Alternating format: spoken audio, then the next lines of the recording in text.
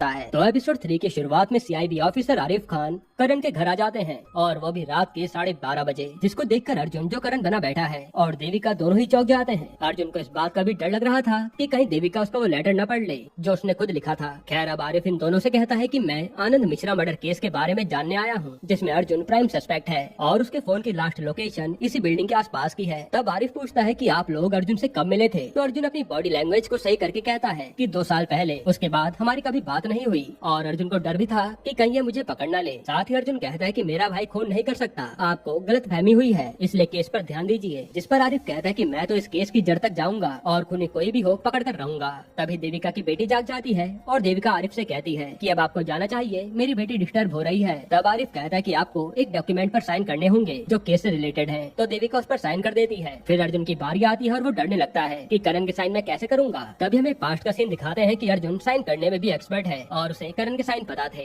इसलिए वो प्रेजेंट में करण के साइन कर देता है और आरिफ वहाँ से चले जाता है। हालांकि जाने से पहले आरिफ ने इनके घर में वॉइस रिकॉर्डर लगा दिया था ताकि इन दोनों की बातें वो सुन सके। अब देविका अर्जुन से कहती है कि तुम्हारे भाई ने कोई बड़ा कांड कर दिया है जिसके कारण हमें परेशान होना पड़ रहा है, लेकिन अर्जुन कहता है कि वो ऐसा कुछ भी नहीं कर सकता। वहीं हम आरिफ को देखते हैं जो अपनी कार में इन दोनों की बातें सुन रहा था। फिर यहाँ देविका अर्जुन से उस लेटर के बारे में पूछती है कि इसमें मेरे लिए तुमने क्या लिखा था। तब अर्जुन झूठ कह देता है कि मैंने तो इसमें अपने दिल की बात लिखी थी, क्योंकि आमने सामने बात करने पर हमारा झगड़ा हो जाता है इसलिए। पर देविका लेटर अर्जुन को दे देती है कि मुझे कुछ भी पढ़ना नहीं है, वैसे भी मैं परेशान हूँ, और अर्जुन वो लेटर चुपचाप अपने पास रख लेता है। इसके बाद हम जंगल का सीन देखते हैं जहाँ एक गैंग हाथी के दांतों की ही तस्करी कर रही थी। फिर जब उन्हें फॉरेस्ट डिपार्टमेंट के लोग रोकते हैं तो वो उन्हें पैसे खिलाकर आगे निकल जाते हैं। इधर कस्बा एक लड़की के साथ मजे कर रहा था, तभी उसके पास डेविड नाम के आदमी का कॉल आता है जिससे उसकी बिजनेस डील थी। तब डेविड कहता है कि तुमने कंसाइनमेंट लाने को कहा था, लेकिन तुम लोग पुलिस को ही मारने लगे, ऐसे तो मेरा माल फंस जाएगा। और वो कस्बे के भांजे राघव को गालियाँ देने लगता है। इस पर कस्बा भड़क जाता है कि मेरे बेटे जैसा है वो, उसे मेरे अलावा कोई कुछ नहीं कह सकता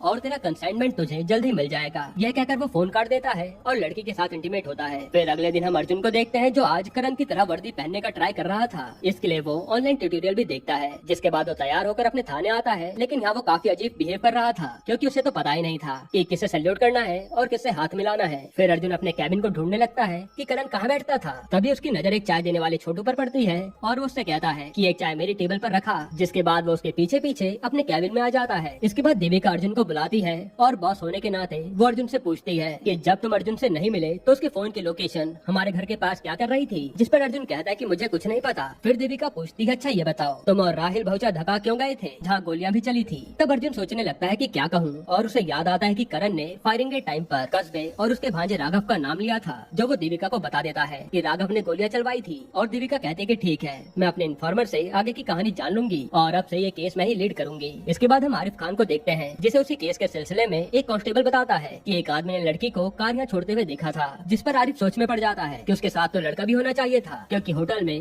अर्जुन और वो लड़की दोनों ने ही लूटमार करी थी। खैर अब करण के साथ ही राहिल को श्रद्धांजलि दी जाती है और वहाँ आरिफ भी आया हुआ था। तब जैसे ही अर्जुन उसके पास जाता है तो आरिफ कहता है कि अगर मुझे तेरा और अर्जुन का कोई भी कनेक्शन पता चला तो तेरी वर्दी भी तुझे बचा नहीं पाएगी। जिस पर अर्जुन उसे सुनाने लगता है कि सच कुछ भी हो लेकिन तुम मानोगे नहीं, क्योंकि तुम तो पहले से ही अर्जुन को खूनी मान बैठे हो, इसलिए अब तुम खुद ही सच का पता लगाओ। इसके बाद अर्जुन यहाँ से सीधा अपनी गर्लफ्रेंड किकी के पास जाता है और यहाँ ये दोनों इंटीमेट होते हैं। फिर किकी उससे कहती है कि यहाँ से भाग जाना ही हमारे लिए सही रहता, तो करण के चक्कर में ही फालतू में पड़ा है। लेकिन अर्जुन कहता है नहीं, मुझे ये केस सॉल्व करना ही है, तभी हम इस लफड़े से बच पाएंगे। लेकिन वो देविका बहुत सवाल करती है, जिस पर किकी कहती है तो उसे भी फंसा लेना, वो सवाल पूछने कम कर देगी। तो अर्जुन कहता है नहीं, उसका करण के साथ डिवोर्स होने वाला था। जिस पर किकी का कहना था कि तुम्हें कैसे भी करके देविका को अपने बस में करना होगा, तभी वो तुम्हारे लिए सब कुछ करेगी। और अर्जुन भी इस बारे में सोचने लगता है। इसके बाद हम आरिफ को आनंद मिश्रा के न्यूज चैनल के हेड से बात करते हुए देखते हैं, जहाँ वो उनसे सवाल जवाब कर रहा था, पर उस आदमी को तो कुछ भी पता नहीं था। तभी एक आदमी आकर बताता है कि आनंद के कैबिन से अगले हफ्ते की दुबई की टिकट मिली है, जो देखकर आरिफ सोचने लगता है कि वो दुबई क्यों जाने वाला था। खैर यहाँ देविका अर्जुन के साथ आज राघव पर नजर रखने आई थी, क्योंकि उसे टिप मिली थी कि वो यहाँ से आने वाला है। तब अर्जुन यहाँ आज देविका को मनाने की कोशिश करने लगता है और तभी वहाँ देविका राघव को आता देखती है और ये लोग उसका पीछा करने लगते हैं। तब वो देखते कि राघव के आदमी एक जगह से माल ट्रक में लोड कर रहे हैं और इन्हें समझ नहीं आता कि इसमें क्या होगा। फिर जैसे राघव ट्रक लेकर निकलने लगता है तो देविका अपनी टीम को फोन कर देती है ताकि ये लोग इन्हें रंगे हाथों पकड़ सकें। पर अर्जुन कहता है कि हमारे पास इतना समय नहीं है, इसलिए वो पेट्रोल से वहाँ धमाका कर देता है और इन दोनों को देखकर राघव और उसके आदमी वहाँ से भागने लगते हैं, वरना पुलिस के हाथों पकड़े गए तो छूटना मुश्किल हो जाएगा। अब यहाँ जमकर चेज होता है, जहाँ देविका राघव के खास आदमी को पकड़ लेती है। वहीं राघव का पीछा अर्जुन कर रहा था, जिस दौरान उसकी गन गिर जाती है और मौका मिलते राघव अर्जुन पर गन तान देता है। अब जैसे वो अर्जुन को मारने वाला था, यहीं पर एपिसोड 3 खत्म।